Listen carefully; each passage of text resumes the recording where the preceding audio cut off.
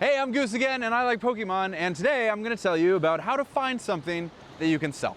What's interesting about selling things is that just about anyone can sell anything. In fact, before, when I was just a creative, and I had to learn how to do business stuff, I spent a lot of time thinking that I would make something so beautiful, a painting, a design, a course, that was so good that it would sell on the merits of its beauty, and that never came true. In fact, some of my most difficult times were when I was trying to perfect the best course that was going to revolutionize the world, and my expectations were never met because it's unattainable. It's not really something you could do.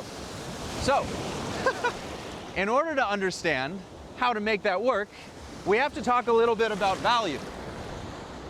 Because value shows up in more than one way. We're all familiar with the traditional way of knowledge, but that doesn't necessarily build relationships, and it's important. So let me explain. Right now I'm at the beach, clearly. We good, yeah? We good. Okay. Now, is this valuable? Maybe not. But then why am I here? Why is this in the warmth of the sun and on the beach side with the ocean? Why do I kind of feel like this means a lot to me now, which is what value is? Well, that's because we have to expand the way that we look at the term value. Now, remember, I just said a moment ago that most people, most of the world, conventionally would consider knowledge being the value. But I might argue with you today that there's a new business paradigm showing up in the world. And it has to do with connection and relatability, even more so now that AI is becoming a thing and stuff that's like not human. It doesn't necessarily hit or address the things that we feel like we need. And here's the challenge with it. Here's why it hasn't been a big feature for a lot of corporate America and human history and all of that stuff. Because it's hard to measure. I can't tell you how much better I feel here at the beach than filming in a studio in an office somewhere. I can't tell you to what degree that is, or if it's truly as valuable as risking ruining a camera or being swept away and losing my videographer. But what you do know is that there is value. And so there's a little bit of danger zone here. In the realm of business, it's hard to talk about feelings, but they do serve a role. Especially when you're talking about LTV and memberships. So let's say you go out into the world somewhere and you get a client, your first client, or maybe your 100th client. Doesn't matter. The fact that you have that client, there's two ways that this could go.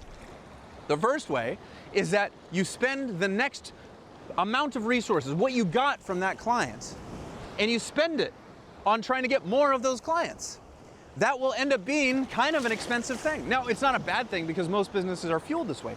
However, what if you could have that client continue to pay you for an extended period of time? That's what LTV is, lifetime value.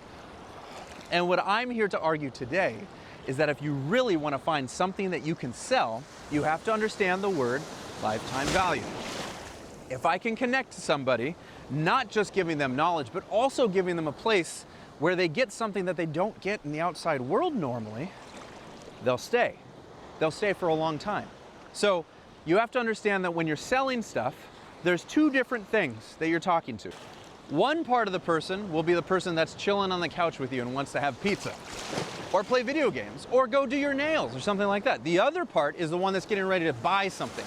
And that person is a completely different person. That person is only existing for a little window of time, for the extent of time that they're shopping for something, when they make the purchase. After that, they go back to being the other person. So that takes us to the offer. The offer is what speaks to the person who's ready to purchase something.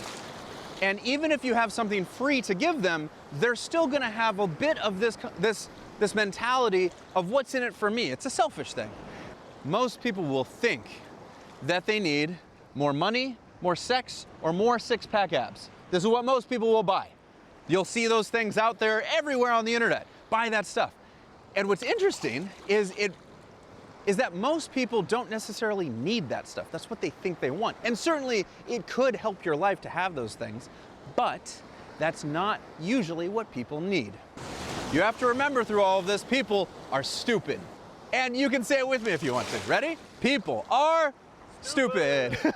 And we're all people, myself included, and you, everyone. That's not a bad thing. That's why we need community. Wow. Oh. Because we can't do this stuff together. A lot of times if you have something right in front of your face, because you're so close to it, it's hard to understand. So you have to have an outside perspective. Because people are stupid, it's important to realize that you have to sort of live by this line. You have to sell people what they want so that you can give them what they need. Because a lot of times, if you tell me that a method that will completely work for me in your program, something that you're going to teach or you're going to do, let's say, for example, meditation, which is something that I think most of us can agree people need, right? But here's the thing, most people won't just buy it. Not unless you have a big personal brand. Push it forward. Hopefully that still works.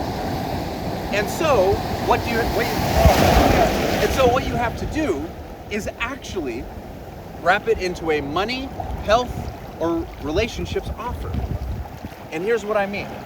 If I come to your front door trying to buy your thing, and you tell me, yes, it will give you more money, I will be interested. Once I'm in the door, I don't really care what your method is. I already bought. I'm already there. And whether you like the system or hate this model, that's how it works. We have a little bit of human psychology that gets in the way of the conversion into your thing, whatever that is. So if you understand this territory, you can understand that if you're actually trying to sell meditation, what you should probably sell is a money offer, which is, I can help you get 5K in this amount of time.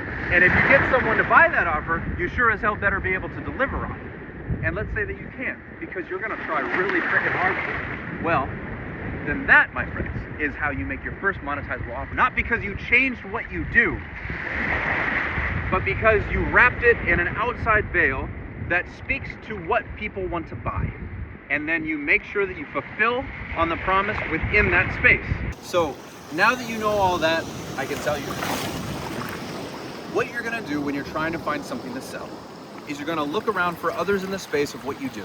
If you like drawing, look around. If you like videography, or editing, or video games, look around. Because you'll often find someone out there teaching you how to make money from a video game, right? How to be able to sell photography, or how to sell